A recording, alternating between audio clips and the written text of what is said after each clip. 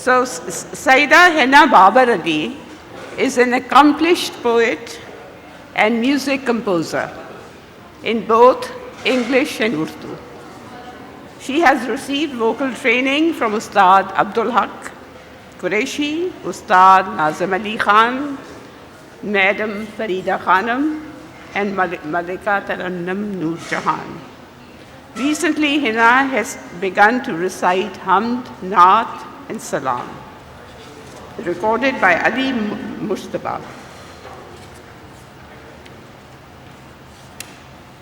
Now, Henna, you've been writing poetry for many years now. You're a prolific writer and have written 9 books in English and 2 in Urdu. So far, you wrote Gardish-e-Doran over a period of 7 years in praise of Hazrat Ali Khurram Adaw Wajahu. I can see your commitment to writing is beyond doubt. Where does such commitment come from? Is it okay? You know, I wrote my first poem at the age of 9. And after that, I kept writing verses in Urdu. I had 2 notebooks, about 500 couplets. And I gave them to Faiz Saab, you know, to read and advise as to what I should do. So Faiz Saab said कि 15 साल में शायरी आ जाएगी. तो जवानी में लगता है कि 15 साल में मौत आ जाएगी, शायरी नहीं आएगी. So I drove home with those 2 notebooks, and my mother said, "की क्या तनु फैज़ ने?" मैं क्या कुछ नहीं किया. I ran straight to the kitchen, tore them up, and I wasn't satisfied with the way I had torn them up, so I took the butcher's chopper, chopped them, put them on the stove, burnt them, and then disposed the ashes very ceremoniously into the waste basket of the kitchen. So after I'd done that, of course, I was in tears. I started crying as to what I had done in an impassioned manner, totally illogical and irrational behavior at that time. So I then stormed out of the house again and went to see Banu Appa. And Banu Appa said to me कि क्या फैज़ ने? मैं क्या फैज़ साहब ने क्या सी 15 साल बाद शायरी आ जाएगी. तो तू की कीता? मैं क्या जी सब कुछ जला के आ गई हूँ. You following the tradition of Mirza Ghalib? मैंने कहा I don't know whether I'm going to follow the tradition of Mirza Ghalib or not, but this is what I've done. And I then promised myself that I would not write in Urdu, I would start writing in English. So then I wrote Wet Sun, which was my first book in English. I was very encouraged by Banu Appa, and I did some illustrations also. And then I started writing in English, but you know, the imagination and creativity is such that I would keep writing in Urdu and in English at the same time. But the Urdu verses were much less because my mental preoccupation was with writing in English, because I had this barrier कि फैज़ साहब ने कहा है कि 15 साल बाद शायरी आएगी, so I'll never be able to be a good poet in Urdu. तो मैं आपको एक छोटी बहर की गज़ल सुना देती हूँ जो मैंने आज से कोई 30 साल पहले लिखी थी. तेरी याद के बहाने मुझे याद आ रहे हैं, तेरी याद के बहाने मुझे याद आ रहे हैं, गुज़रे हुए ज़माने क्यों दिल जला रहे हैं, गुज़रे हुए ज़माने क्यों दिल जला रहे हैं, महफ़िल में आ गए हम वो नक्श मिटा रहे हैं, मुझे आज़माने वाले मुझे आज़मा रहे हैं, हिना उम्र भर का धोखा हम उनसे खा रहे हैं. So I was living in Khanewal at that time, and my husband Faisal Imam came back and I read out this poem to him. तो आखिरी शेर पे वो मेरे साथ बहुत लड़ रही सर, क्या मतलब है मेरे से धोखा खा रही. मैंने कहा नहीं जी, शायरों का लाइसेंस होता है, every poem is not literally meant for you. तो ये शायर, ये जो मेरी गज़लें और नज़में हैं ना, ये आपके लिए नहीं लिखी जा रही, तो आप सुकून से ज़िंदगी गुजारें. So we are glad you never gave up writing and continued it till today. Your poetry is diverse, it is spiritual, philosophical, with a great deal of personal pathos. Yes.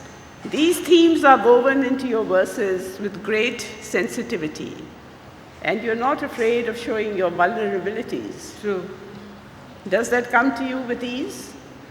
No, it doesn't, because I have a great tendency to self-edit most of the stuff. And usually when I write a poem, it goes through maybe 15 or 20 drafts. And when I was writing Life's Triangle, which was the last 3 years of Faisal's life, it was perhaps the most difficult book I have ever written. That went through 29 drafts, and I was still wondering whether I should publish it or not.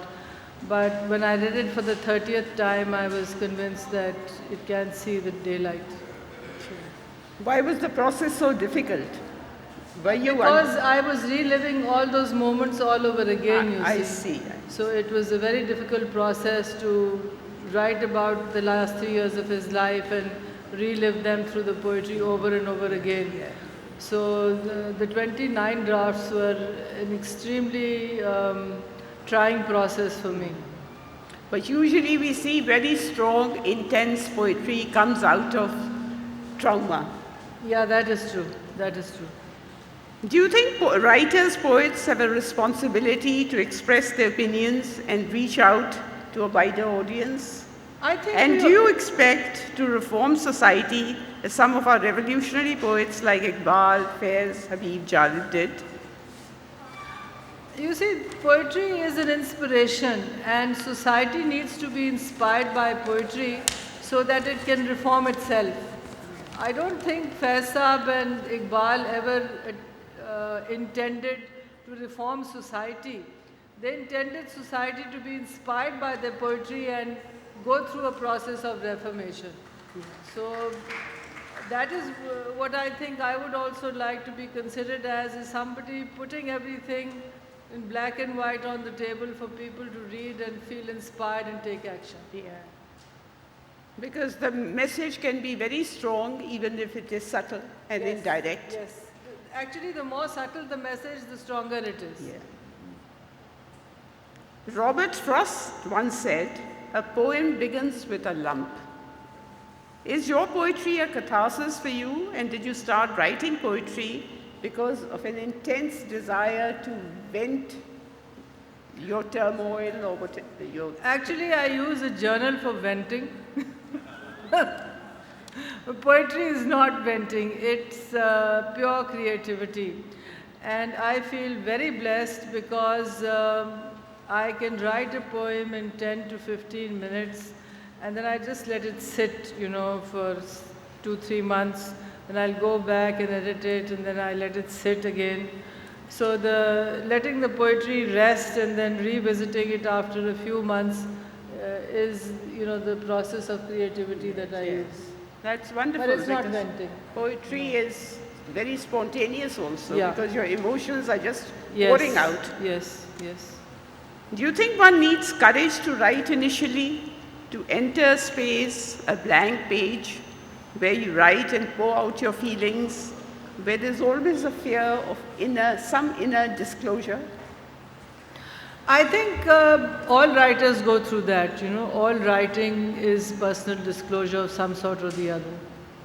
And whether you're a poet or you're a short story writer or a novelist or more so in autobiography, you do end up disclosing a great deal about yourself, and literary critics do analyze poetry and all literary works based on what is written. So it gives them abundant information about you to write and make comments about who you really are and what are you trying to say and what you are living through and going through at the same time. And was there a spiritual awakening in you at some point in your life that prompted you to write spiritual poetry? Yes, there was. I was spiritually inclined from a very early age, and there used to be a Maulvi Sahib who used to come and help us read the Holy Quran. And the Maulvi Sahib, I used to tell him my dreams that, Maulvi Sahib, I see the 10th of Muharram like this, and I can see everybody like this and that. no such disclosures, young lady. So after that, my dadi and nani were both spiritually inclined, particularly my nani, I think that's where I get it from, Gaur Jabeen, and she ingrained, certain aspects of spiritual, more Sufism than spirituality, and to live a simple life, which I don't live, unlike her. Try and adhere to the basic principles of the Holy Quran. I remember Bano Appa once asked me कि तुमने इतना कुरान पढ़ा, इतने वजीफे पढ़ती हो, नफल पढ़ती हो, ये करती हो, वो करती हो, क्या सीखा? मैंने कहा एक ही चीज़ सीखी कि कौल और फेल में तज़ाद नहीं होना चाहिए. So Bano Appa said to me, अगर तुमने ये सीख लिया तो मेरे ख्याल में ये तुम्हारी ज़िंदगी के लिए काफ़ी है. So that's what I believe spirituality is all about, that you can't just sit in an isolated room and keep praying and, meditating. It has to be grounded in reality. There's a lot of talk today about meditation. That is an epitome of space and stillness, where we can be a state of being and not being a slave to time or having a different concept of time. Because there are huge gestations, fermentations going on inside us on our life journey that we are not aware of. And when we come to a turning point in our lives, these come out and take a definite form.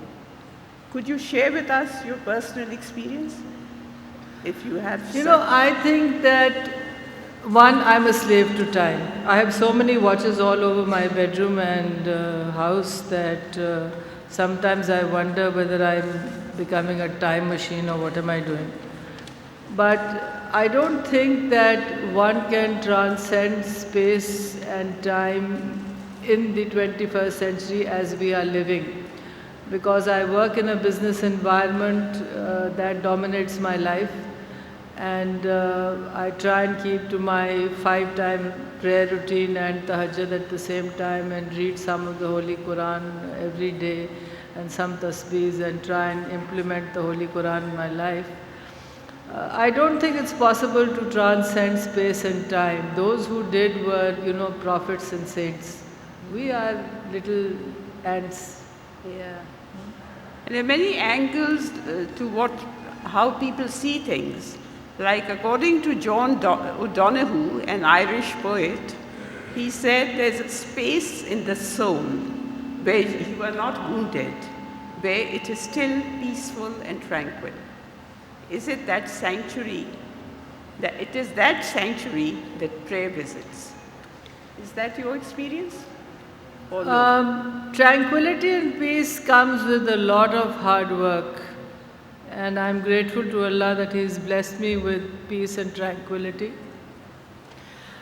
If I were to watch the news channels and read more than one newspaper, I can guarantee that my tranquility will disappear in less than half an hour.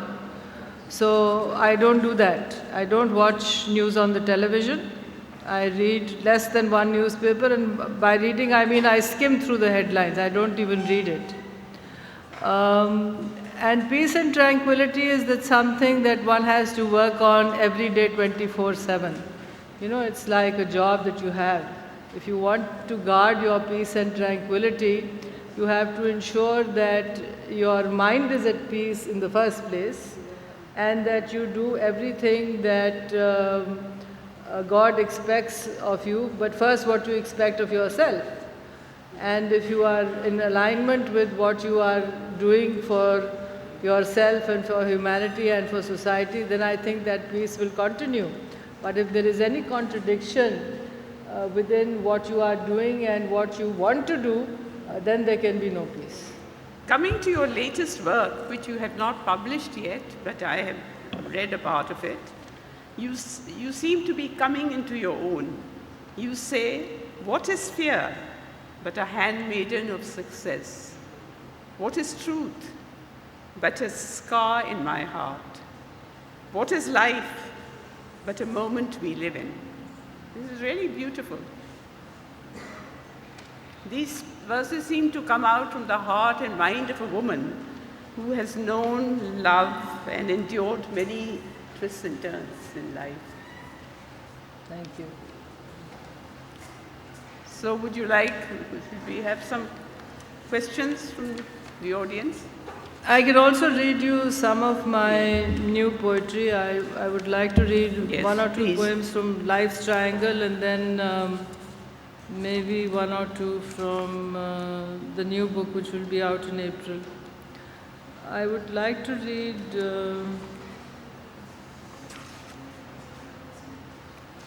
let's see, this is called Relationship Management.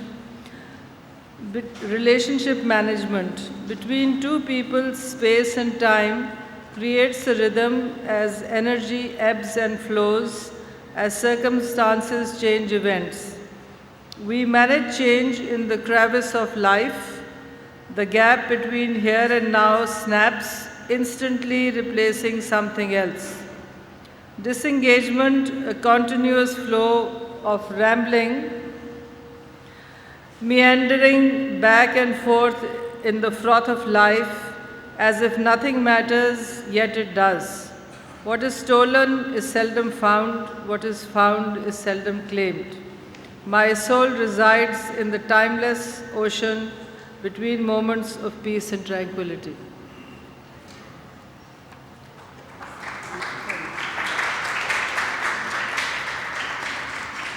And now I'll read Giving. The echo in my heart pumps every night with belief and good thoughts. Somehow everything disappears into a black hole. The hole in my heart grows as I try to hold the crimson thread that unites us in the scaffolds of time. There is no one here, all left, the hole fills again, with love to give yet once again. Now I'll read you one poem from the new book. It's called Shadow of Time. It's going to be out in April. My soul lies open. Wounds are a warm blanket in a silent night, and the sword whips my being. Buckets flow from my eyes into rose petal madness. I am never alone in the wilderness of dreams, trespassing life in the cage of time through traffic jams and shopping sales mania. The core disintegrated, holes melt into black swans. Turn away from the door of paradise and see hell on earth, brutal massacres of humanity. No one calls, no one comes. The silent screams of millions reach some heaven. Kingfishers, woodpeckers burrow the lawn for ants and worms.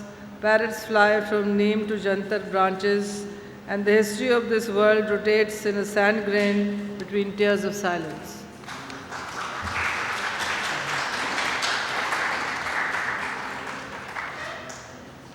So one last question. Drama, art, poetry, literature awaken our inner selves, and we witness in our inner yearnings. When we fail to be attentive to our inner selves and give too much emphasis to our exterior lives, the way we seem to be doing now, we debilitate our inner selves and starve them. That is when the soul languishes. In your opinion then, are arts a savior of mankind? I don't think anything can be a savior of mankind if you are not committed to it.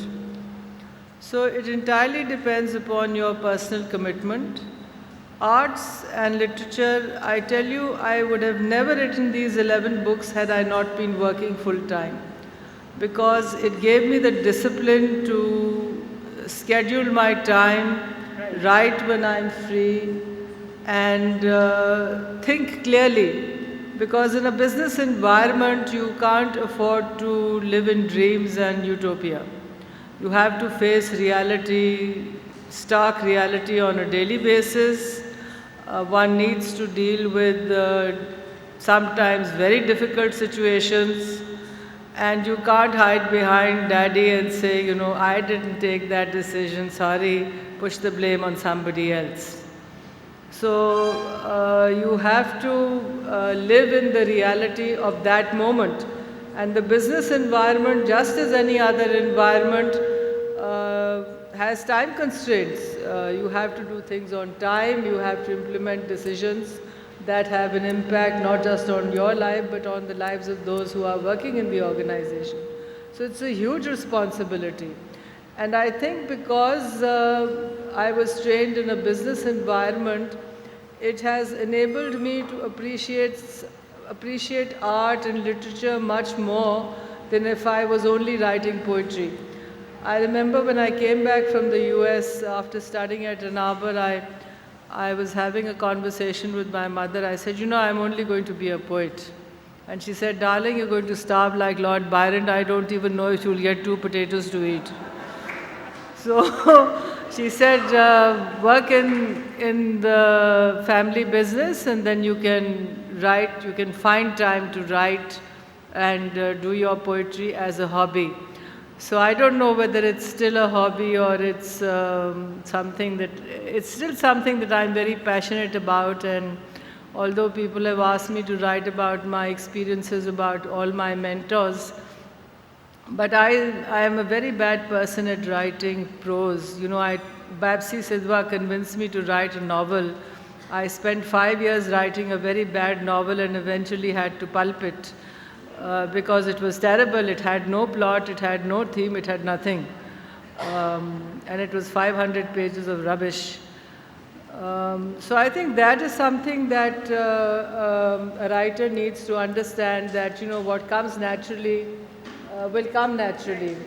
And it's not necessary that you can do everything. Thank you.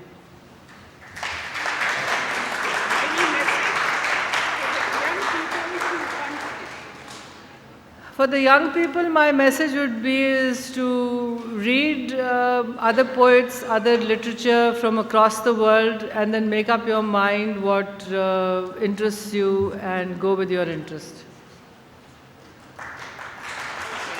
Thank you. Thank you, Ji.